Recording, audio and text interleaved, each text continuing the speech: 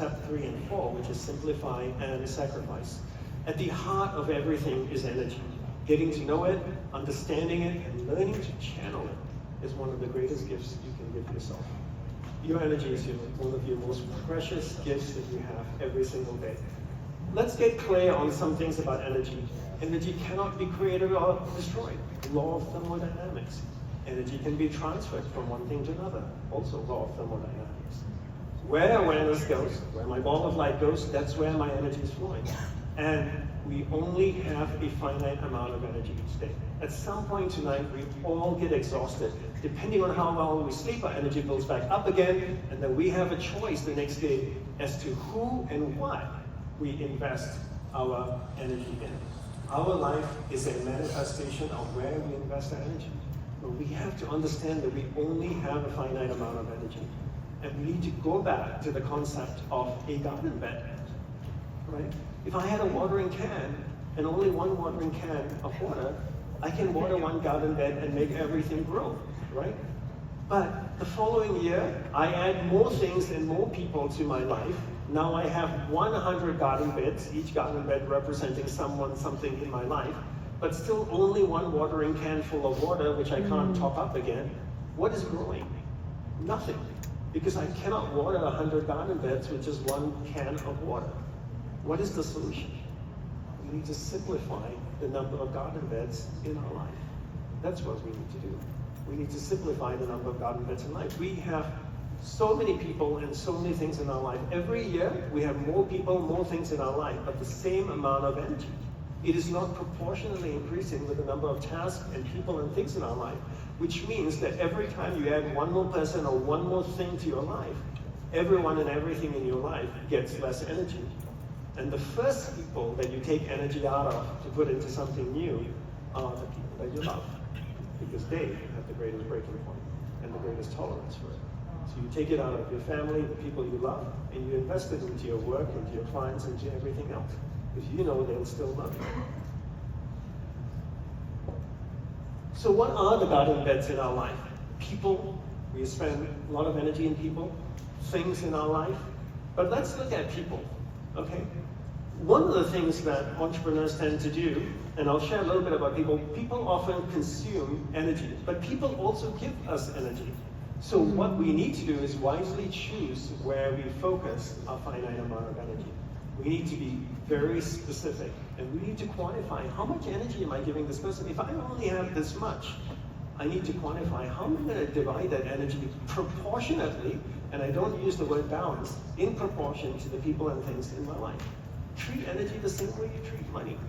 If I said to everyone in this room, I'm creating a startup, and if everyone wrote me a check for $10,000 and I have enough money to get my startup going, would you write me a check for $10,000? I don't see any hands going up. Why? You'd want to know what the project is, you know, what's my return on my investment, do you have a business plan? So when you give your energy to someone, why don't you ask the same question? What is my ROE? What's my return on energy? Because that 10% of energy I give you, that's 10% I could have invested in my family, in my business, and the people and things I love. So you tell me why I should give you that 10%. I cannot create energy. I can transfer energy. So you're asking me to take energy out of things that matter and give it to you. Tell me your business plan. What are you going to do with my energy?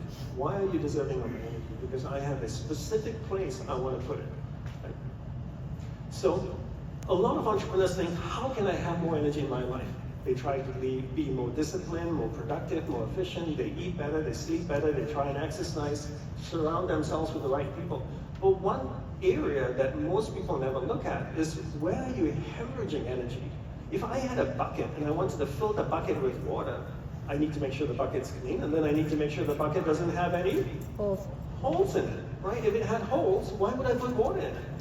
So if you're trying to fill yourself and your body's like a bucket with energy, but if you're full of energetic holes, all that energy is just hemorrhaging out of you. And the people that consume my energy endlessly are all energy vampires. And that's essentially what vampires are. They bite you in the side of the neck and suck the energy out of you. Now, how do you know if somebody is an energy vampire? Well, you naturally consult the energy vampire flowchart, right? Have you not heard of the energy vampire flowchart? Okay, let's look at it very simply. We have three types of people. We have uplifting people, we have neutral people, and we have not uplifting people. We're keeping this very more simple. Let's define uplifting. I spend 5 minutes with Joe, I walk away, I feel amazing. Uplifting. I spend 5 minutes with Joe, nothing changes. Neutral. I spend 5 minutes with Joe, I walk away and I go, oh my God, that was exhausting. Not uplifting. Now the next question to ask is, are they an energy vampire? Well, there's two ways to find out. We can evaluate or we can judge. Let's define evaluation and judging. Judging is this: I'm at a party at a penthouse in New York, there are 200 people in there, a guy walks in with purple shoes, a white suit, top hat, cane, and a chain with a clock hanging off his chest. I look at him from across the room and I go, must be a drug dealer or pimp, right? That's judging. I didn't even bother to get to know him. Evaluation is this: I spent 50 occasions with Joe over a period of 4 years. 49 of those that I walk away from, I go, oh my God, that's exhausting. It's easy to evaluate that Joe is an energy vampire. What type of energy vampire is he? Is he a transient energy vampire or an inherent energy vampire? What's a transient energy vampire? Someone who's going through a difficult time. Maybe they're going through a struggle, a personal struggle, for 1 or 2 or 3 years. So what do? You support them. That's what friends do. He needs more energy, she needs more energy, you give it to them. You help them through the difficult time. But someone who's inherently an energy vampire, who's in their DNA to not be uplifting, those are the people that we have to be really cautious about. So how do we handle energy vampires? We practice the art of being affectionately detached. Always kind, always gentle, always sincere and loving towards them. So if I identify Joe as an inherent energy vampire, I'm walking down Fifth Avenue, I see Joe coming towards me, what should I do? Should I cross the street? No, that wouldn't be very nice. When two people meet each other, what do they say? Hey, how are you? I don't ask how are you. You know why? Because I don't want to know. I'm a priest. I'm a walking confession booth. If I ask somebody how are you, they'll tell me their whole life story. I don't want to know. So Joe asks me how I am. I say, I'm doing great. Then I say, please excuse me. I have something important to do, which is true. My life is finite. I'm clear of my priorities in life, and that's where I need to focus my energy on. What do people say at the end of a conversation, a meeting? It was really nice meeting you. Actually, it wasn't. Let's do lunch. Why? I'll call you. Please don't. But we say these things without even thinking about it, right? All the time. It was such a pleasure. I hope to see you again. No, I really don't hope it happens. So be conscious, because when you ask somebody, how are you, they're going to tell you, and you ask them. So be very conscious of what you say. What's one way to protect yourself against energy vampires? Place the burden of responsibility on that. If you are successful in what you do and people want your time and want your energy and want to pick your brain, give them a responsibility. So imagine I'm an architect, a really great architect, designer. People come up to me at a party and say, hey, I'm building a house, I'd love to show you my plans. Love to get together for lunch so you can take a look at them. Do you have time?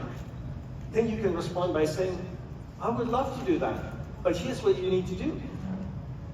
Put together 7 pictures for every room in your house. 7 pictures of the living room, dining room, kitchen, bathroom, pantry. Pull it up Pinterest, Instagram, wherever it is. Put it all together in a PDF, send it to me. I'll review it so I kind of understand what you're thinking, and then we'll get together and talk about it. How many people do you think will actually do that? No one. So before you do that, protect your energy by placing a responsibility on that.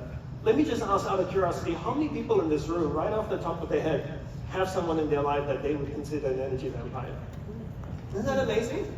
That energy that you're giving this person, you could be giving, no pointing fingers. That energy that you're giving that person could be energy that you're giving your business and your family. Remember, you cannot create energy.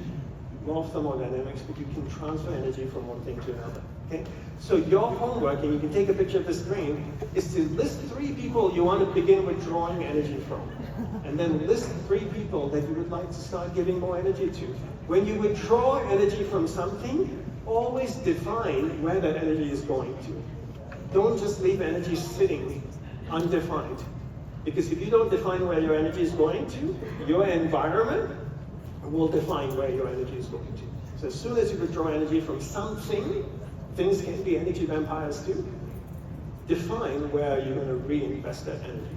Your energy is finite, and wherever you invest your energy, that is what's manifested in your life.